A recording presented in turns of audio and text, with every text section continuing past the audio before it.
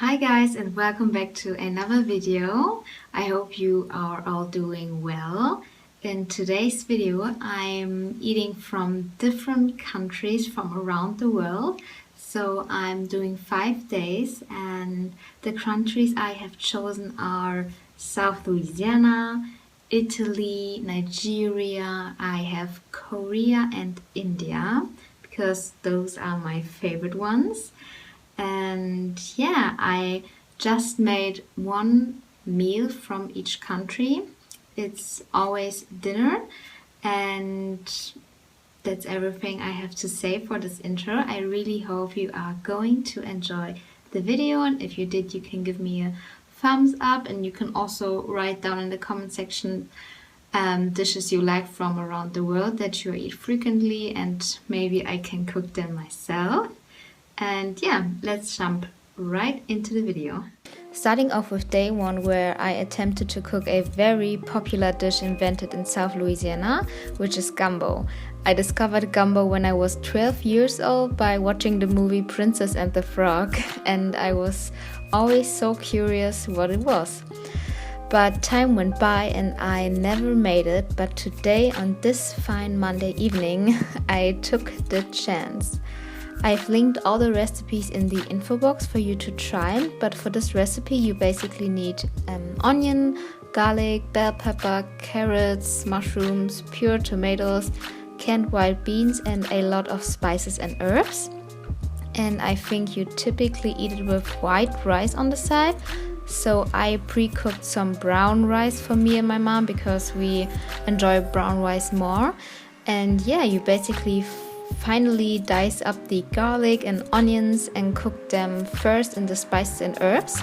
Then you add your veggies, the beans, and lastly the canned tomatoes. And that's it basically. You let it do its thing.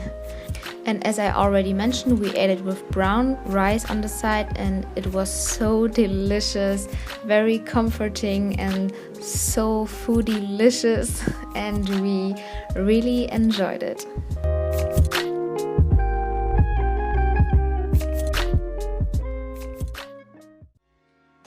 Tuesday was not my day.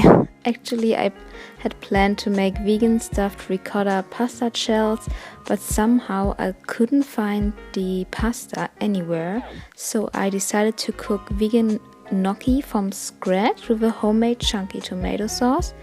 And first, everything went completely fine. I boiled some potatoes in salt water, let them cool down, and mashed them into a dough-like consistency with added buckwheat flour. And there it happened.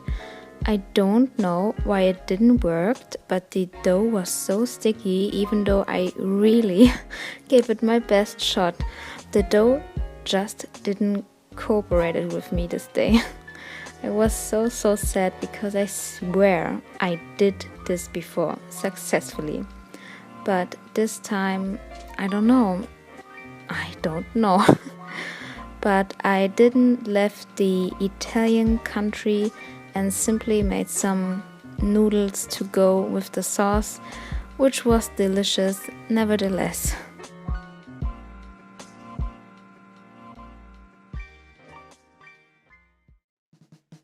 The recipe that is coming next I have never eaten or made, and also never heard of before planning this video, to be honest.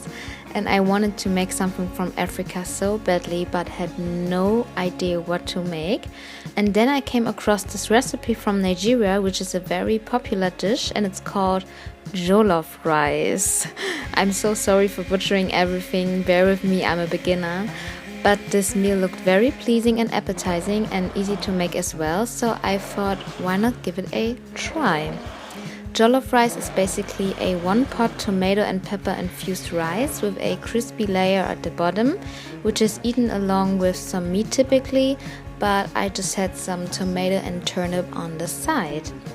And everything you need is bell peppers, tomatoes, onion, garlic, jalapeno, and a lot of spices. And first you blend the tomatoes, peppers, onion, and jalapeno peppers in a blender until you get a smooth puree, which acts as the base of the rice.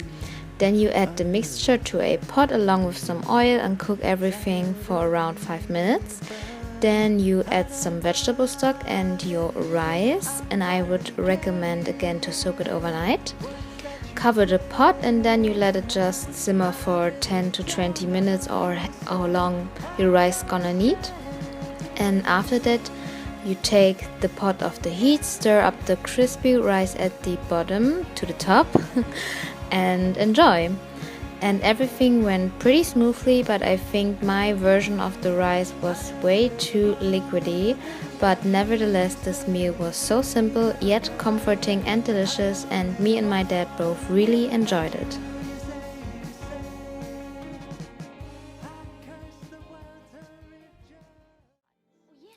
On day number 4, I made a meal which is a staple one in our household, and it's red lentil dal with fluffy basmati rice. I have made this meal several times before, and I have to say that I'm very good at making it. It's always a banger, easy to make and good for meal prepping as well.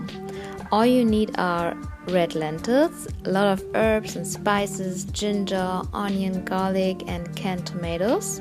And you can also add coconut milk, which makes it even better and creamier, but my mom and we both are not able to digest it very well. But first you fry up all the spices, herbs, ginger, onion and garlic together with some coconut oil or olive oil. And when everything gets a nice crispy brown color, you add in your lentils and your canned tomatoes and cook everything in some vegetable broth as well. And again, I would highly recommend soaking your lentils the night before, because then they cook even quicker. And next you just let everything cook together, and when it thickens up you can let everything simmer for another 30 minutes. And yeah, then you have lentil dal. And this meal is packed full of flavor, antioxidants and protein, which everyone always worries about. And we just love this meal so much. And I have to say that this was by far my favorite meal from the whole week. So extremely nourishing, comforting and delicious. For the last day of my little adventure tour around the world, I cooked kimchi fried rice.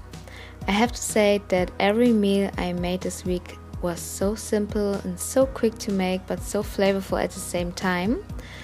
But for this particular recipe you will need some kimchi, obviously, white rice, vegetables of your choice. I used zucchini, mushroom, onion, garlic, ginger, and yeah, that's everything I used.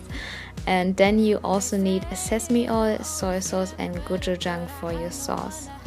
I first prepared the sauce, which was so easy to make. You just combine everything I listed together. I personally also added some miso paste as well, just because I love it so much.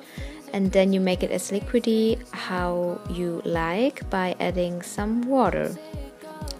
And then you're going to fry up your vegetables and the kimchi. And when this is looking good, you can add the rice and lastly your sauce, and that's it. Simple, quick and easy. The recipe in the description box also calls for smoked tofu, but I wasn't really feeling like tofu on this day. But nevertheless, I did really enjoy this meal, but I realized that I like kimchi like out of the fridge, so cold, way better than heated, but it was fine nevertheless, and I ate everything and felt very good afterwards. And now all good things have to come to an end, and I really hope you enjoyed this little trip around the globe and gained some inspiration and good vibes, of course. And I wish every single one of you a beautiful day or evening, and I see you in my next video. Thank you so much for being here exactly as you are. Bye!